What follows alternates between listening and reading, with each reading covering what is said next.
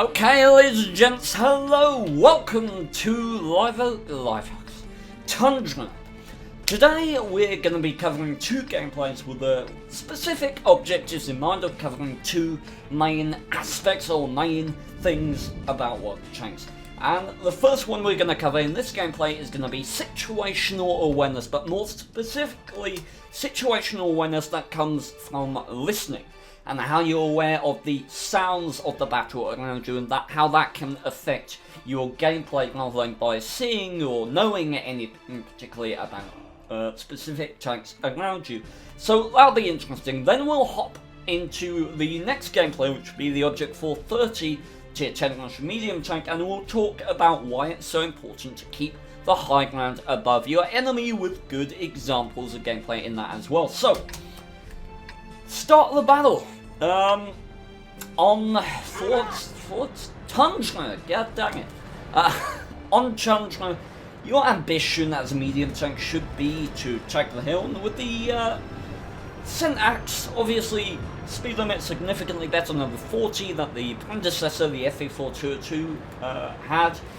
53, and with a good horsepower per ton and better train resistance than any other tier 10 medium, it really can get to that position. However, with a 40T and a TVP 50-51 and a bad shot on the enemy team, I don't fancy taking the hill myself. So you can see I've loaded my HES shells here. Now these are 105mm a pen and 480 alpha damage. So they are extremely useful for putting into the sides of things like 40Ts, TVPs and batchats at the start of the game. And I was anticipating the enemy making a much more aggressive push for the hill, but they had pretty much the same idea as we did. And you can see there the TVP just clipping that E50 pretty much with his 400mm shells that he can put out in about 4.5 seconds after the first one. So yeah, that's sheer brutality here. But what we'll cover to do with audio, really, I mean, the example of it comes later in this game. What I will say now is that it is very, very important to listen to what's going on around you, as well as the basics, knowing when a particular tank is near you and maybe about to block your shot. That's not really what we're talking about here. We're talking about being able to identify when an enemy tank is firing heat shells by the sizzle, so that you know to show them more spaced armor, because spaced armor eats heat shells. So over angle your tank because you know they're firing spaced armor. Why? Because you've heard it.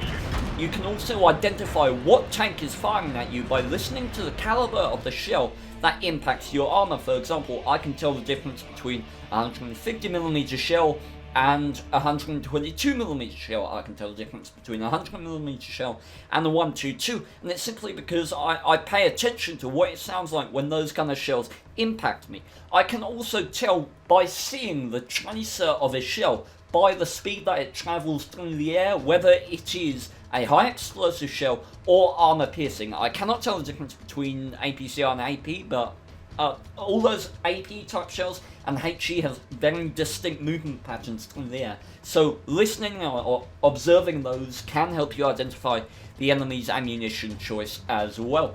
So that's something to bear in mind, that you really can learn a lot about what your opponents are doing by listening to them. But the main advantage of keeping your ear open in a gameplay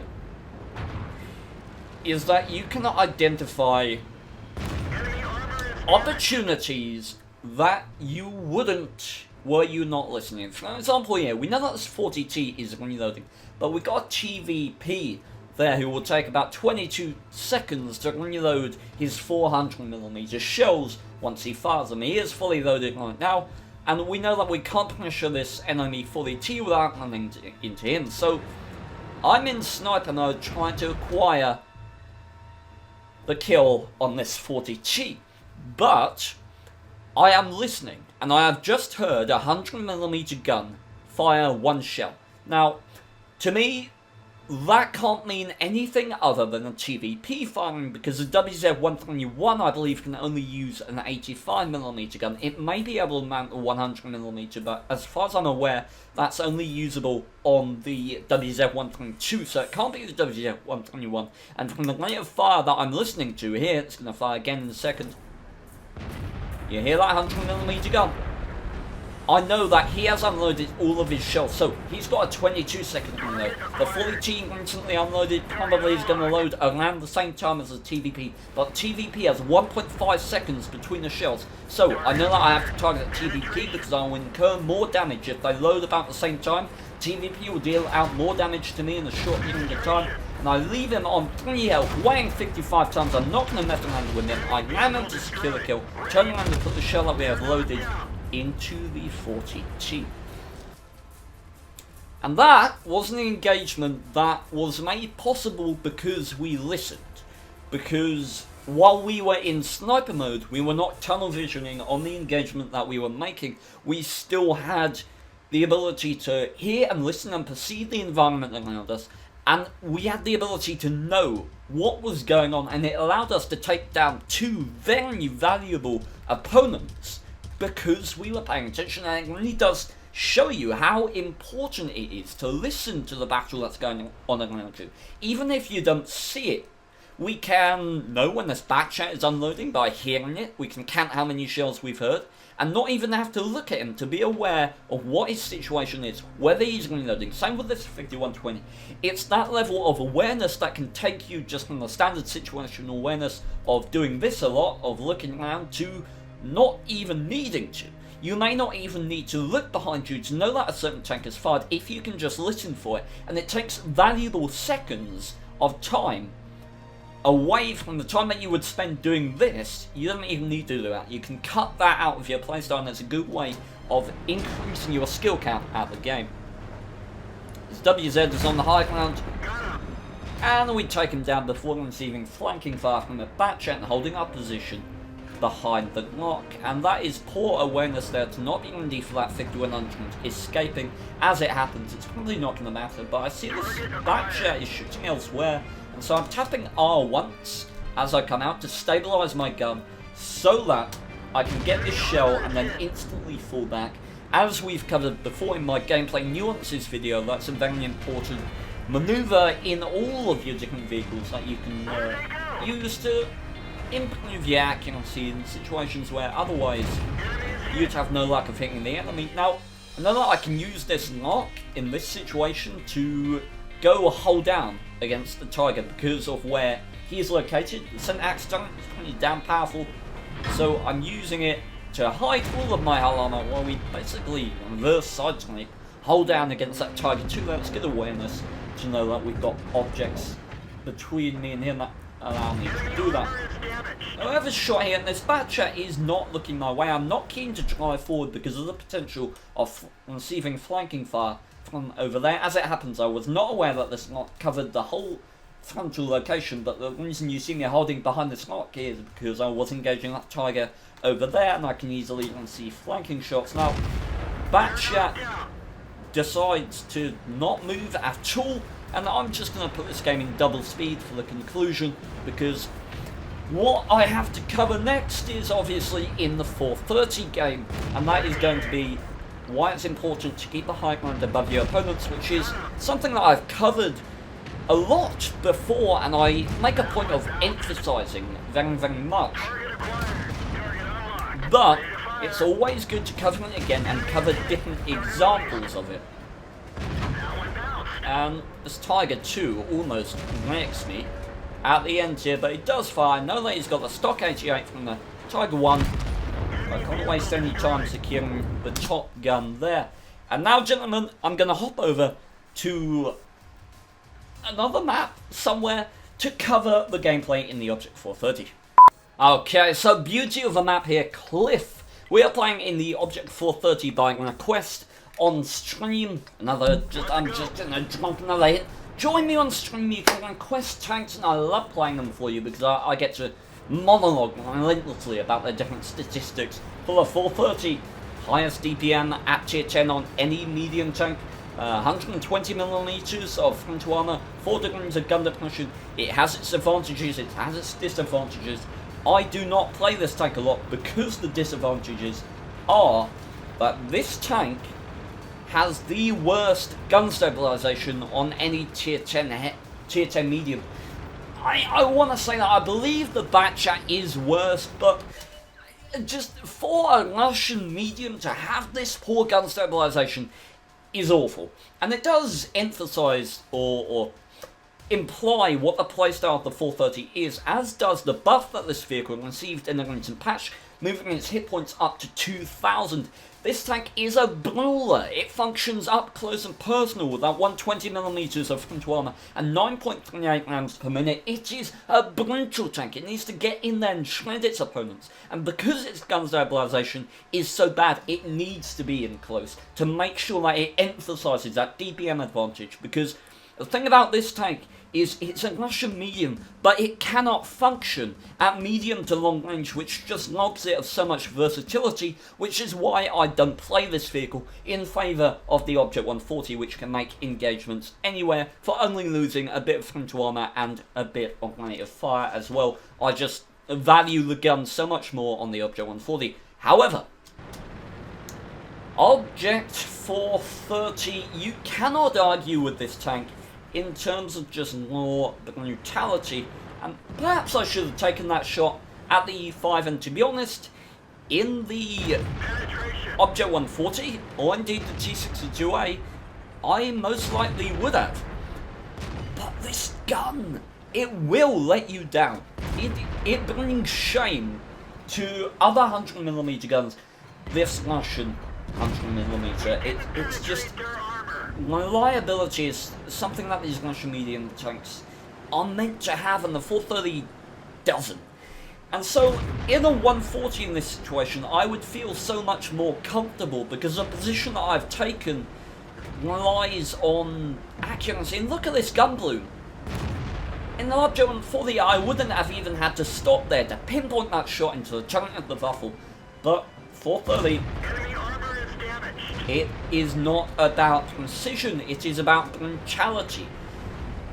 And so this game I'm going to cover being in the high ground. Why is it so important to keep the high ground above your enemy, and why you should do it in spite of other factors in the game. And I'm really looking forward to covering this particular gameplay because there's a key point in this replay where I can look at and say, yes, we made a maneuver here that I can cover in specific detail, and I can say, hey guys, this is why I did this. My iPad just started playing. This is why I did this. This is why you should do it. This is why you should apply this logic to other games that you play. Oh, I'm so excited. So, relocating to the other side to help cover the offensive push in the middle, we notice that a Jagdpanzer is behind us and start alerting our team to it by tapping the help button and telling the T10 to fall back, although you can't see it. And this is a minor example of what we were talking about. As soon as these guys appeared, I don't go here to go a hold down, I go here because I am further above them. And what you're seeing right now is a classic medium tank maneuver. You put one guy out here, you put one guy out here. If this 1-2-1 aims at this guy, I'm going to shoot him. If he aims at that guy, at me, the E50M's going to shoot him. Instantly, we got positions above them. It is impossible at this stage in the engagement for the Jagdpanzer and the 1-2-1 to win, simply because of our positioning. If we were to go there, we abandon such an advantage that we have now because we're effectively saying, okay, let's engage on level ground with the enemy, let's make it so that I have no advantage over them. Right now, I can choose to poke. At no point can this 1-2-1 say, okay, Mr. Object 140, I want to shoot you now with my 122mm gun. Yeah, good luck with that, mate, because I'm just going to drive back there, and you're going to have to come all the way up here onto the high ground to shoot me. And yet, at any point of my choosing, I can say, yeah, okay, I'm going to come out and shoot you now, because I feel like it. It's that position of power, it's the ability to dictate the combat. That is why you take the high ground above your enemy, and I will cover it in more specific detail later when we have an active choice as to our maneuvers and our choice as to how we continue after we make a certain maneuver in this game. And I see that my team are going in here, and the Yak Hunter is certainly not paying attention. Pop over and secure the kill, and I guess the Yak was distracted by the 704 BL10 pushing on the corner as we slide down the slope. And now I am aware, no thanks to that Type 61, of the fact that we have left the middle completely unguarded. Our Type 61, who I guess must have been there, I didn't see this in chat, I just pinged the middle because all our team had died there. The enemy could well be pushing over. And the Type 61, who evidently died over there, is like, yeah, no kidding, buddy. Okay, so, what now? There is a hole in our forces right now. If you look at our team, we've got forces over here, but we've got nothing in the middle. I don't like the fact that there's a hole here. I don't like the fact that the enemy can just YOLO about in these positions. I have complete access to the hill right now, which is a position of power and high ground that is matched by no other in this game mode. As you see in sort of 7v7s in the top clans, they always occupy around that hill area because I know how important it is. So, I am not going to let this pass. I'm not going to just sit here on my ass knowing that we have no one there. I know that we've got support in the middle location right there. We've got enough tanks mustered there that I can relocate my Chechen Russian ass out into the middle, and we will not lose the position that we've just come out of. So, this is a much more comfortable position for me. Although I got 4 degrees of gun depression, I'm still feeling like this is a better position. I'm closer to my enemy.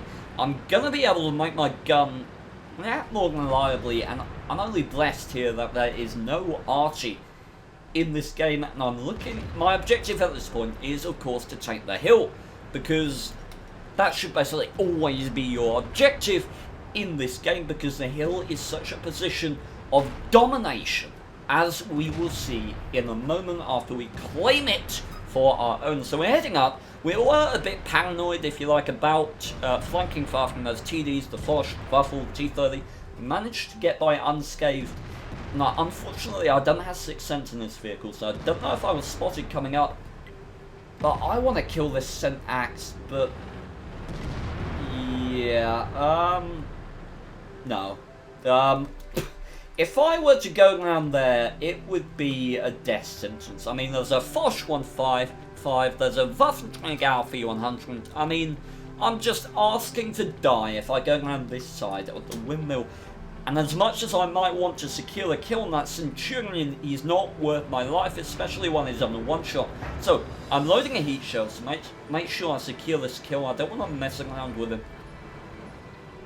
But I certainly don't want to expose myself to the enemy team's fire either, so it's kind of a game of patience at this point. Who's going to blink first? And that can be considered one hell of a blink by the Centurion Axe. The reason that shell penned the reasonably thick upper turret of the Centurion Axe was because we were on level ground, and the way the Centurion Axe's armor works is that it is sloped there. So you can see how this armor works. It needs to use its 10 degrees of gun depression because it is a domination tank. If it's above you, that shot, even if it's a heat shell, it would never pen, because the Centurion, if it's using the full extent of its gun depression, it turns its top turret into an auto bounce angle. One of the very strong factors about the Centurion Axe. Now, I'm looking at the health of my tanks down there, and I'm not feeling so great about it. The enemy have an E5, a 50B, Type 61, T30, Foch 155 on that flank. We're undoubtedly going to lose the East.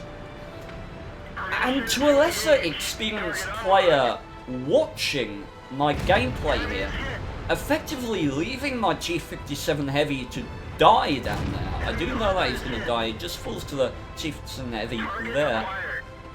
Oh no, the E5. And... oh, you can see me switching targets here because the Foch 155 is kind of an underwhelming tank, and I don't feel like it's that much of a threatening tank for me or my team in this kind of matchup, the Type 61 can be very versatile and annoying and far more adaptable than Foch, so I switch targets and prioritize damage into the Type 61 while I can.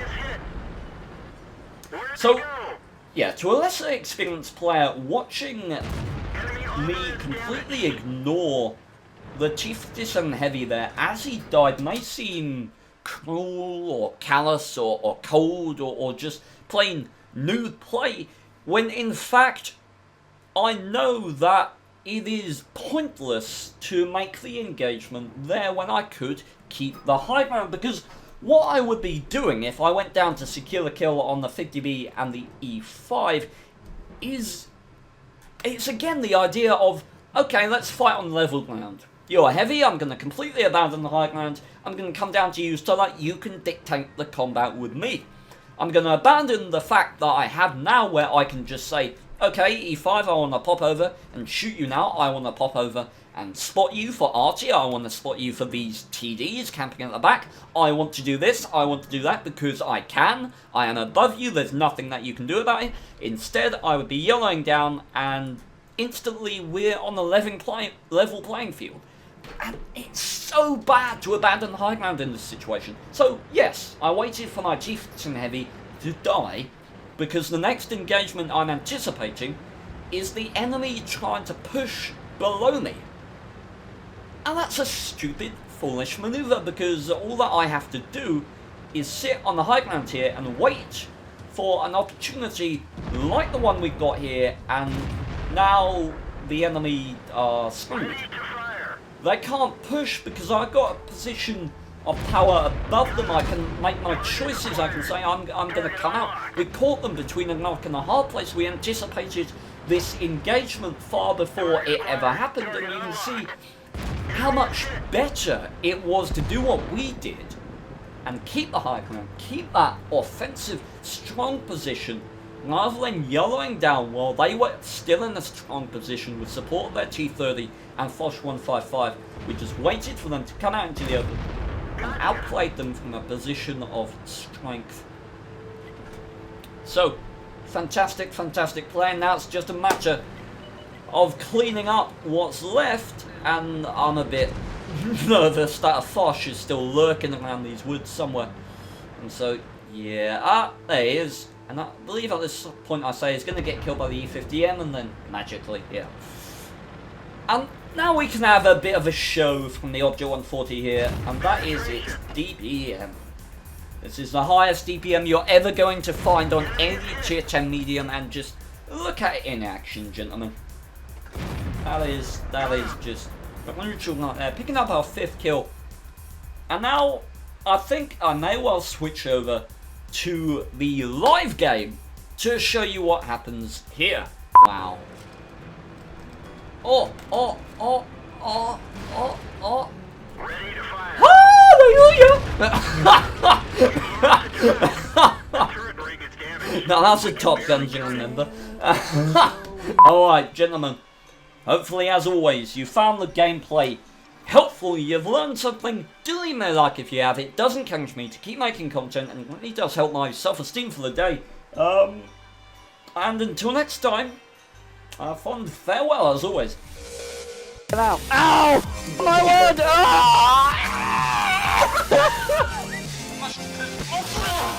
Okay. I'm gonna put out in the series, just leave for them chucking all the tanks off the thing. God damn it, Wargaming!